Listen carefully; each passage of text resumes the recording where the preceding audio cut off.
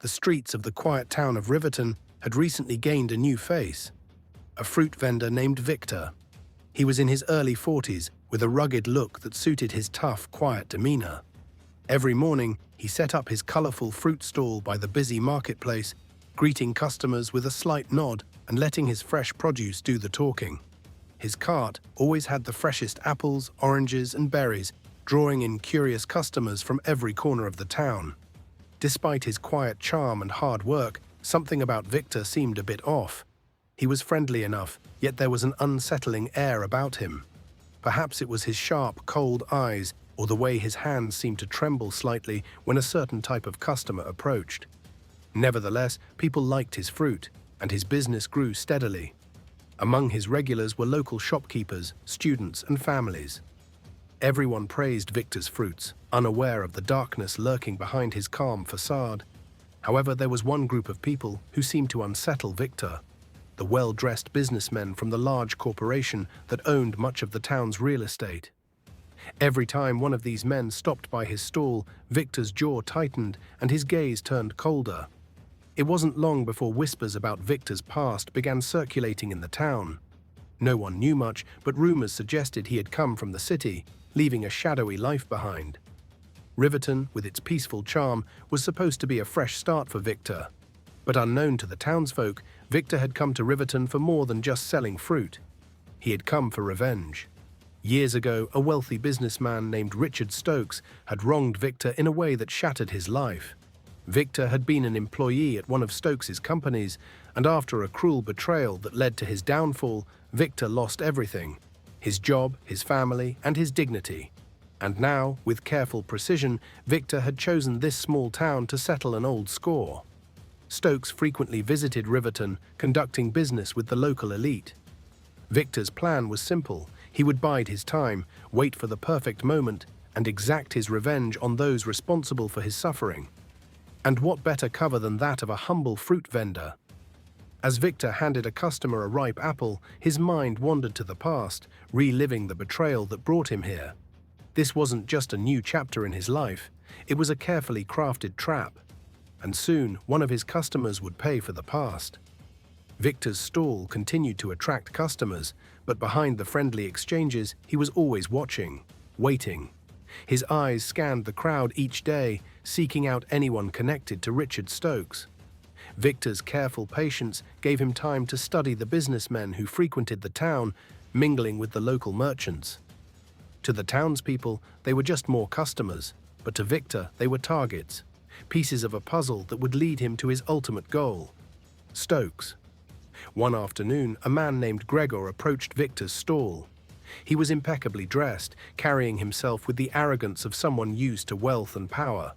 Gregor worked for one of Richard Stokes's companies, managing the land that the corporation owned in Riverton.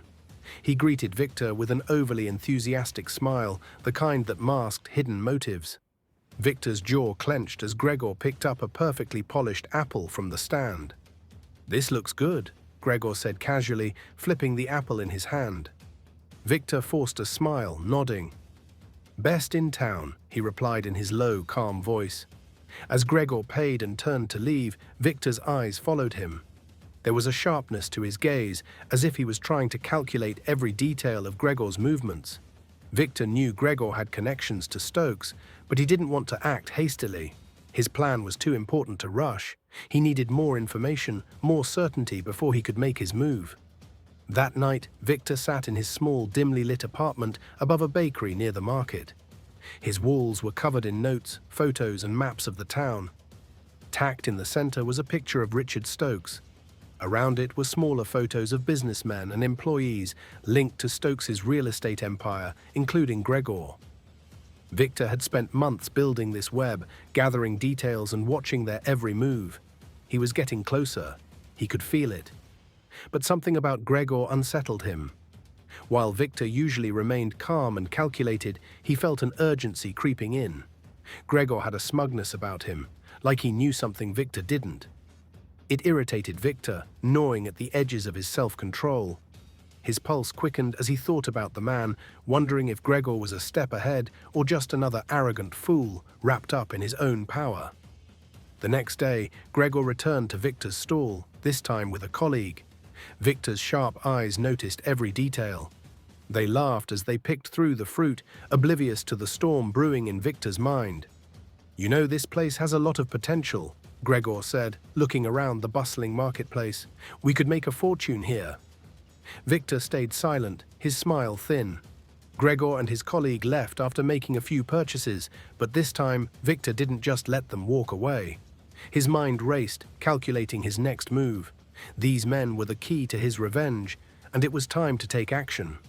As Victor watched them disappear into the crowd, his grip tightened around a ripe apple, crushing it in his hand. Victor's calm demeanor began to crack as he put his plan into motion.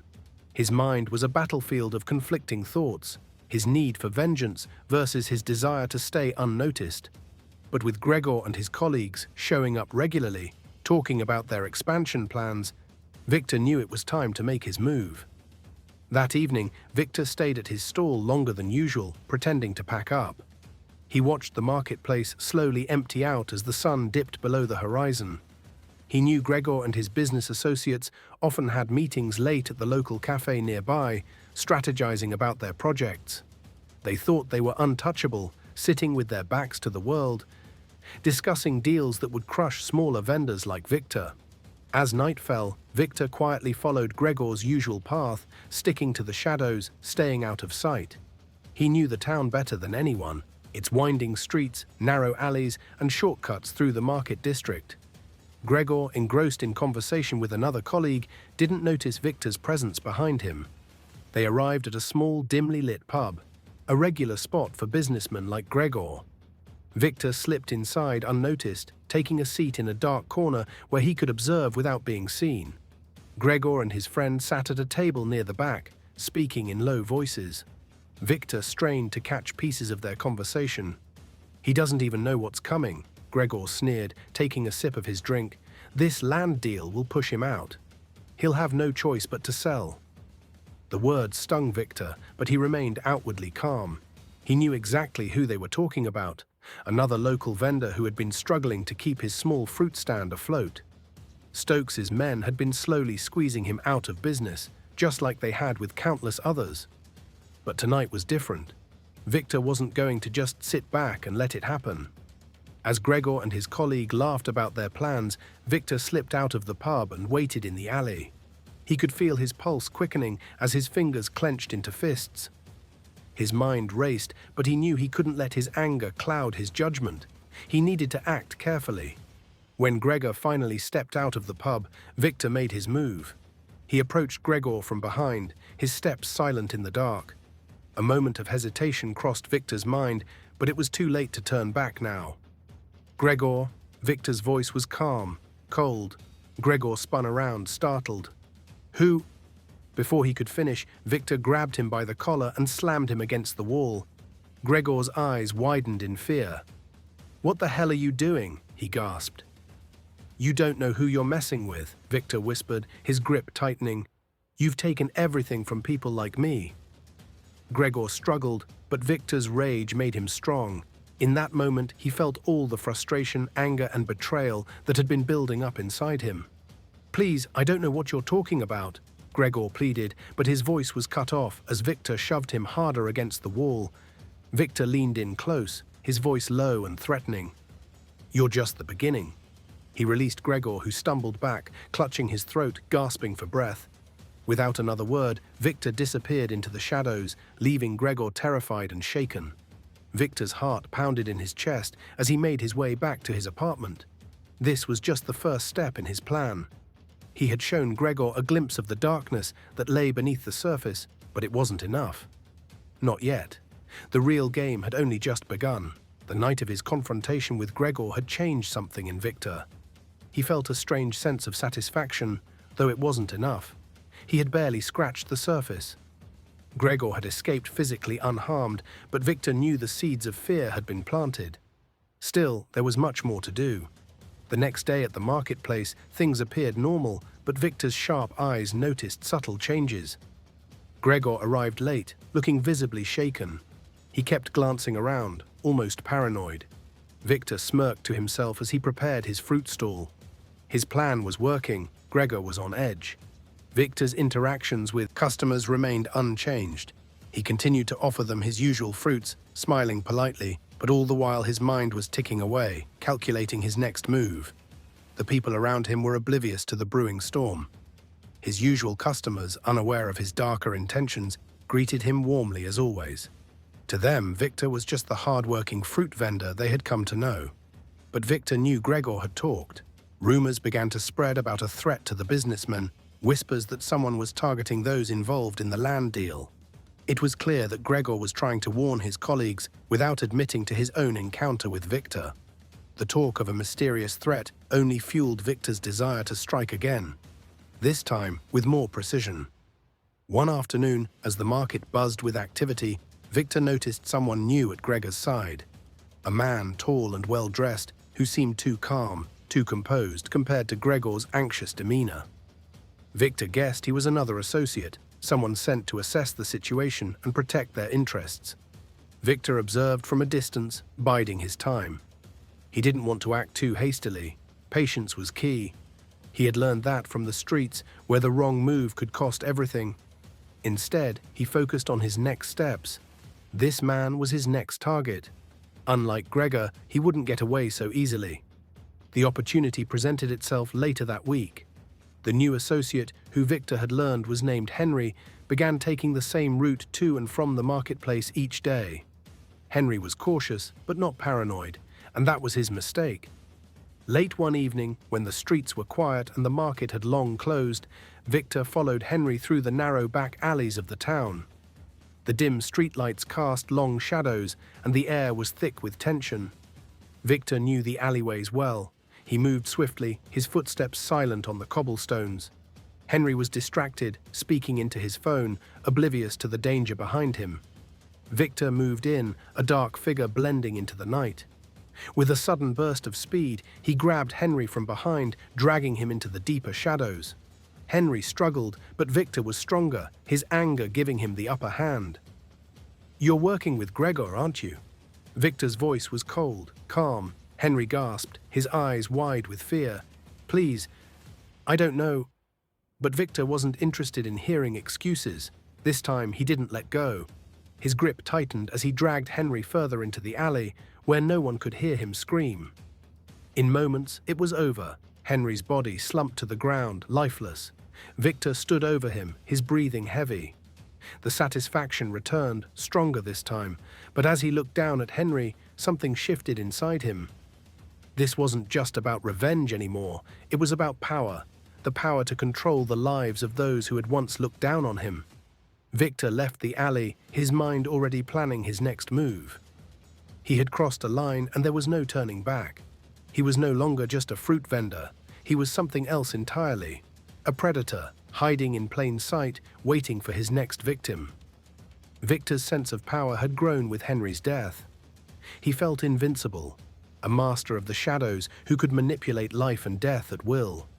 The thrill of watching the life drain from his victim's eyes fed a hunger he hadn't realized existed. But Henry's death was just the beginning. The landowners and businessmen who had wronged him were still out there, unaware of the predator lurking among them. The town, however, was beginning to stir with whispers. Henry's sudden disappearance didn't go unnoticed. Gregor's paranoia intensified, and the other businessmen who had been part of the land deal began to take notice. They couldn't shake the feeling that something was wrong, but no one suspected Victor, the quiet fruit vendor who sold them their produce, with a polite smile. Victor was careful to maintain his facade. His demeanor in the marketplace was as calm and friendly as ever.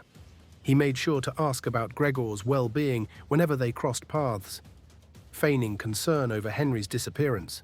Gregor, whose nerves were already frayed, seemed too distracted to notice Victor's growing intensity. But Victor's thirst for revenge wasn't satisfied. His next target, a man named Charles, was a wealthy landowner who had been heavily involved in the deal that ruined Victor's family.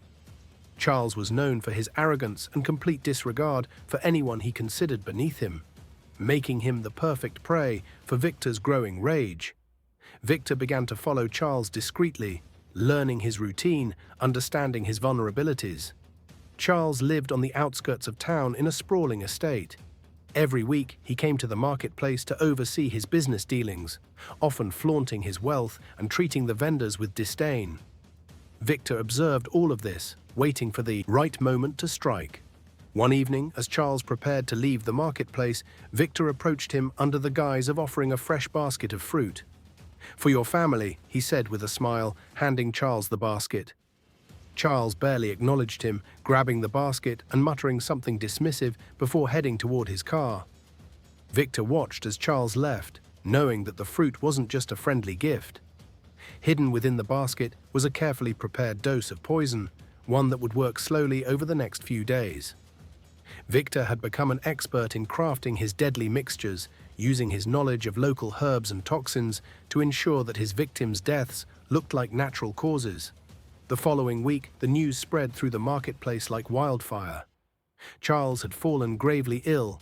Rumors swirled that he had been poisoned, but no one could prove it. The doctors were baffled, unable to find the source of his illness. Within days, Charles was dead. Victor felt a surge of satisfaction. His plan had worked flawlessly once again. But with each death, his actions became more daring, more calculated. He wasn't just taking revenge, he was sending a message.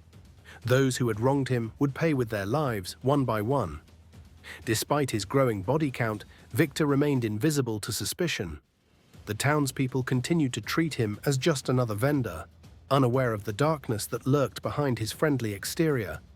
But as the death toll mounted, Gregor and the others began to realize that they were being hunted. Gregor, now more paranoid than ever, couldn't shake the feeling that he was next. He had been right about the danger lurking in the shadows, but he still hadn't connected the dots. Victor's plan was working perfectly. No one suspected that the quiet fruit vendor was the mastermind behind the killings. But Victor knew it was only a matter of time before someone got too close to the truth. And when that happened, he would be ready to strike again. Gregor's paranoia had reached new heights. Charles's sudden death, following Henry's disappearance, filled him with dread. He couldn't ignore the feeling that there was a pattern to these tragedies, but no one else seemed to notice.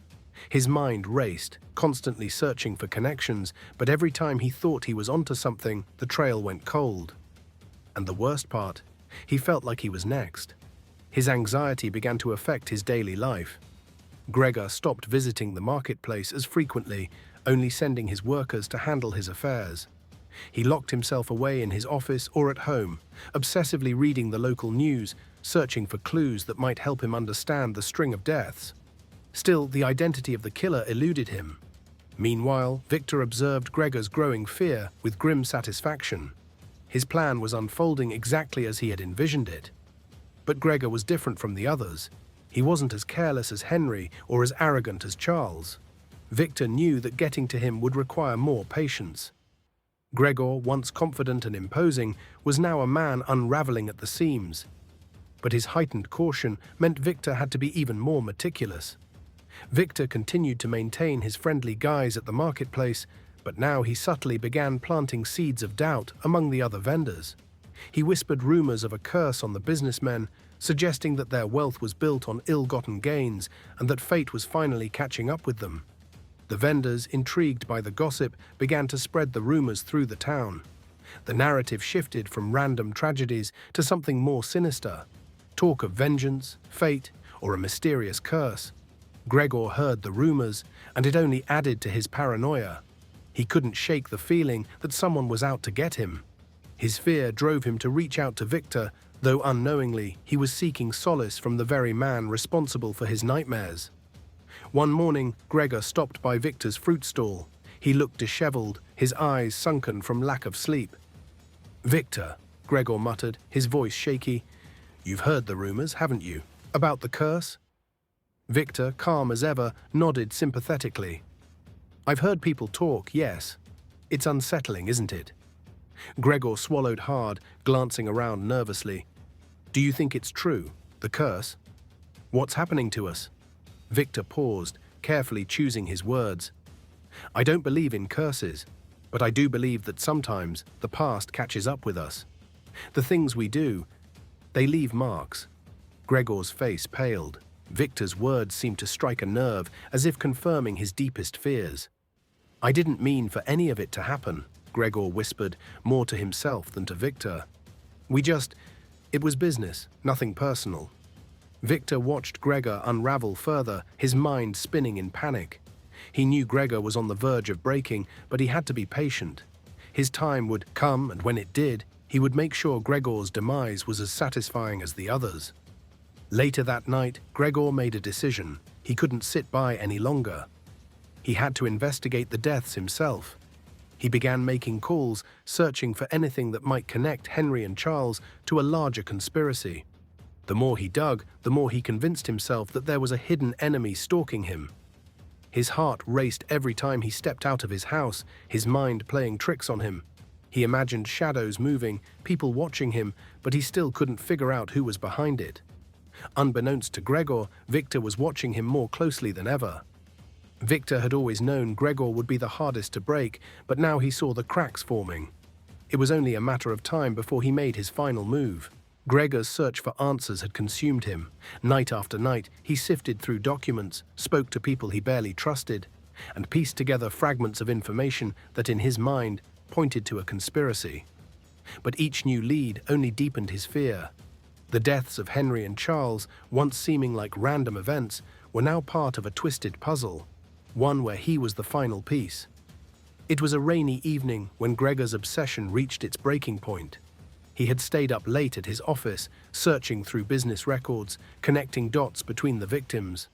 Everything kept leading back to one place, the fruit market. The realization hit him hard. The very place where he had made his fortune and met his associates was now the center of his torment. His heart pounded in his chest as he looked out the window, rain pelting against the glass. He couldn't stay in his office any longer. He needed to confront the one person who could give him the answers: Victor. Victor had always been a shadow in his life, unassuming, helpful, and yet strangely distant. He had watched him grow, watched him become successful. But now, as Gregor's mind spiraled, he felt that Victor's presence was no coincidence. He was part of this twisted game, whether Gregor understood it or not. Without thinking twice, Gregor grabbed his coat and left the office. The streets were slick, the air thick with tension as he walked toward the market. His footsteps echoed in the empty streets, his thoughts racing. As he approached the familiar stalls, he saw Victor standing in the dim light, tending to his fruit as if nothing had changed. Victor glanced up, his eyes narrowing in a knowing look. "Gregor, I was wondering when you'd come." Gregor's eyes were wild with fear and suspicion. "You're behind all of this, aren't you? The deaths, Charles, Henry. What do you want from me?" Victor didn't flinch. He simply smiled, a cold, calculating smile that made Gregor's stomach turn. "It's not about what I want, Gregor. It's about what you've done. You think this is some kind of game, don't you? That I'm the one pulling the strings. But the truth is, you've been running from yourself this entire time." Gregor felt his knees weaken. "What do you mean? I didn't do anything. Stop lying to yourself," Victor interrupted. "You've been a part of something bigger than you've ever realized. It's been happening right under your nose. You've lived your life, built your empire on the backs of people like Henry and Charles. You're just as much a part of this as I am." The words hit Gregor like a slap. His head spun, his world crashing down around him. Victor had been watching him all along, carefully laying the groundwork for the final revelation. He had underestimated him, believed he could outrun the truth, but now it was all too clear. Victor stepped closer, his voice low and steady. "You're the one who brought this upon yourself. You thought you could play the game, but now you'll pay the price." Gregor's breath caught in his throat. "What price?" he asked, his voice barely above a whisper. Victor smiled, his eyes gleaming with a dark satisfaction. "The price of your actions. The price of the lives you've destroyed. The price of being part of something much darker than you've ever understood." Gregor's fear turned to rage. He tried to lunge at Victor, but the man was already several steps ahead. Victor had always been in control, always watching, always waiting. There was no escaping it now. Suddenly, the sound of sirens filled the air. Gregor's heart dropped. In his panic, he hadn't noticed the police presence closing in. They had been following him, tracking his every move. Victor's plan had been executed perfectly, and now Gregor was trapped. Two officers appeared from the shadows, surrounding Gregor and cuffing him. He struggled, but it was no use. Victor stood back, watching with a smug grin as Gregor was taken into custody. As Gregor was led away in handcuffs, he locked eyes with Victor one last time. There was no sympathy in the man's gaze, only cold satisfaction.